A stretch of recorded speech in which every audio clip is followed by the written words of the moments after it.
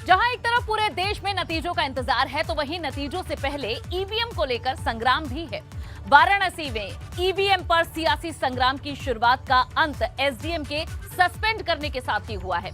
SDM पर आरोप है कि उन्होंने प्रोटोकॉल का बिना पालन किए ही ईवीएम का मूवमेंट करा दिया। शुरू से अंत तक क्या है पूरा विवाद, दिखाते हैं आपको इस रिपोर्ट में।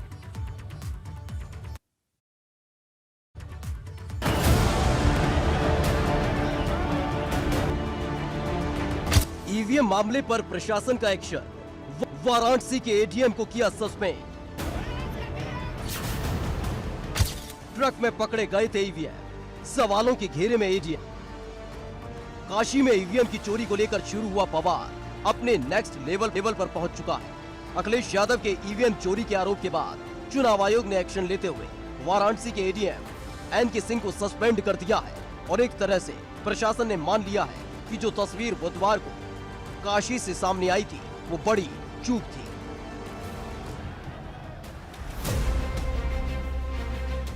गौरतलब है कि वाराणसी में एक ट्रक में ईवीएम भरे मिले थे, जिसके बाद समाजवादी पार्टी के कार्यकर्ता सड़कों पर उतर आए थे। ईवीएम से भरे ट्रक का वीडियो जारी करते हुए अखिलेश यादव ने प्रशासन पर आरोप लगाया था कि भाजपा को जिताने के लिए ईवीएम की हेराफेरी की जा रही है। 2 गाड़ियां क्यों भागी? अगर कोई चोरी नहीं थी, प्रशासन ने, सिक्योरिटी ने इतना इंतजाम क्यों नहीं किया? इतनी फोर्स है, अभी इलेक्शन की फोर्स गई नहीं है यूपी से, तो आखिरकार अधिकारी क्यों नहीं कर रहे थे? क्या वजह है कि बिना सिक्योरिटी, बिना इतने इंतजाम के ईवीएम जा रही हैं?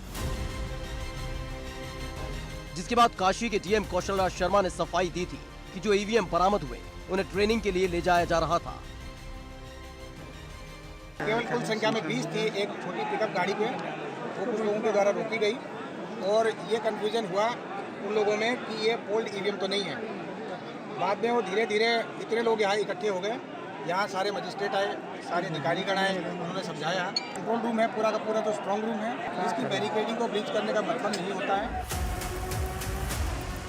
लेकिन अब जिस तरह से एडीएम एन के सिंह को सस्पेंड किया गया है, उससे सवाल खड़ा हो गया है कि क्या वाकई ईवीएम को लेकर बड़ी चूक हुई है, क्योंकि अब ये लड़ाई बहुत आगे बढ़ चुकी है। समाजवादी पार्टी की शिकायत के बाद अब भाजपा ने भी चुनाव आयोग का दरवाजा खटखटा दिया है और अखिलेश यादव की भाषा पर आपत्ति जताते हुए शिकायत दर्ज कराई है। प्रशिक्षण के लिए व्यवहार करने वाले ईवीएम को बहाना बना के जो कल हिंसा की गई बनारस में, इसकी आपत्ति करने के लिए हम चुनाव आयोग आए थे। हम चुनाव आयोग को मांग कर रहे हैं, इस प्रकार की अराजक तत्वों के खिलाफ जो हार से पगला गए हैं, जो हार से भयभीत हुए हैं, जो जनता को उस्काने की काम कर रहे हैं, उन पे कानूनी कार्रवाई होनी चाहिए। सबने मिलकर के भाजपा को हरा दिया है, तो लगातार वो साजिश कर रहे हैं कि किस तरीके से ईवीएम मशीन बदली जा सके। उसका सबसे बड़ा उदाहरण बनारस में कल देखने को मिला। और सवाल ये है कि जब भी समाजवादी पार्टी कोई सवाल चुनाव आयोग से करती है तो जवाब भारतीय जनता पार्टी दे रही है। क्या भारतीय जनता पार्टी और चुनाव आयोग एक हैं? वहीं इन सब के बीच ADG law and order Prashant Kumar और एसीएस होम अवनीश अवस्थी ने निष्पक्ष काउंटिंग का भरोसा दिलाया है।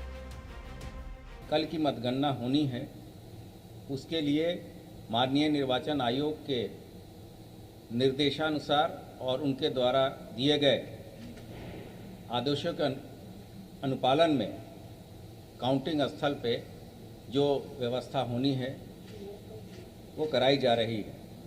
कुछ स्ट्राइकिंग और स्ट्रैटेजिक रिजर्व रखने के निर्देश दिए गए हैं। इलेक्शन के लिए कल सुबह जो है काउंटिंग की प्रोसेस शुरू होगी।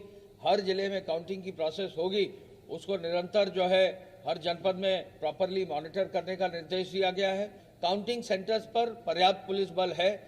आज जो है लगभग पूरे इस प्रक्रिया में 2 महीने से अधिक हुआ है पूरे इलेक्शन प्रोसेस का, और इसमें अभी तक 7 राउंड में काफ़ी हद तक जो है प्रॉपर एक व्यवस्था बनाकर सफलता हासिल हुई है। अब सबको नतीजों का इंतजार है, क्योंकि जो आश्वासन प्रशासन ने दिए हैं, जो दावे चुनाव आयोग ने किए हैं, उन सब की अग्नि परीक्षा अब 10 मार्च को होगी। Bureau report, ABP Ganga.